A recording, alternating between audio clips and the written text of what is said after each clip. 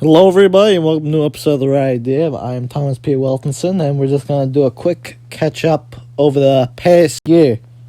So, if anyone's watching this in the far future, this is going to be like a mini documentary on what the fuck happened this year. Oh, my God. So, this isn't going to be a very long video, so let's just get this out of the way. So in January, we had this big ball drop, and it was beautiful. The start of a new decade, 2020. A beautiful time of, prosperity was coming through. Then we had a bit of a crisis where Trump bombed old Soleimani, the leader of Iran. Not as Iran. I confuse Iran and Iraq because they're so similar in name.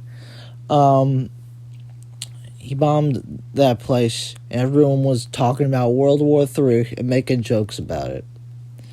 Then later in the year, people were also making jokes about the coronavirus.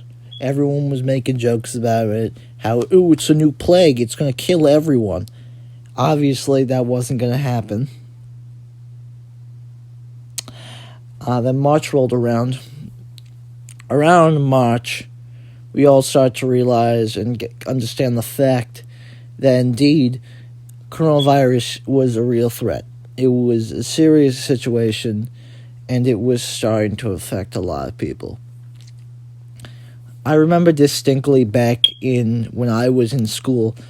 I'm not in school anymore myself. I don't know if that really matters. There's not a lot of you on this channel yet because it's pretty new, but nonetheless, for all the people who are still watching from the school video, I was able to get my form in, so now I don't have to buy their stupid uniform masks and crap. So there's that. Around March, however, it started to sink in the fact that school, all those places, school, work, that they were in danger of becoming good big hotspots for the virus. And at the start, I thought myself it wasn't a big deal. Granted, I thought it was a bigger deal than some people. Some people said that you don't even have to freaking do anything. There's this one teacher I had who I guarantee you is an anti-masker. I haven't seen her since. But if I did, I feel like if I looked at her Facebook article, she was like the basic Karen on Twitter. She had essential oils in her classroom. Oh my God. Nonetheless, she seemed like a big anti-masker. But around that time, everyone was saying the virus, the flu kills more people, so we just have to let it go. It's not going to become a big deal. The person in my class, we all thought he was crazy. He said that we could close for more than 3 weeks. And we all laughed at him and called him insane. We didn't laugh at him. We were like, that's not true. That's dumb. We wouldn't close for 3 weeks. We didn't end up closing for 3 weeks. We ended up closing for the rest of the year. So from March, to June, we were completely closed. Not a single person in my entire school went there. It was closed, and it was really kind of surreal how it worked. Believe it or not, the day before I recorded the first episode of the was the day after I recorded the first episode of The Right Idea. The one with the crazy stuff and all that, the one with the Chinese song in the background from Hong Kong, 1997 or something like that my editor put in. Me and my editor and a friend of mine, Glasses, as he was previously mentioned, we ran over to my high school, and as previously mentioned, our high school actually has a big rivalry with Glasses' school. And we just all ran in. I'm pretty sure Glasses was even wearing his high school sweatshirt. So we all just ran in to pick up our stuff. It was a big clusterfuck there. Everyone was tearing out their shit because we had about a day before they had to the state had to close all the fucking schools or some shit. maybe that isn't it, but everyone was panicking.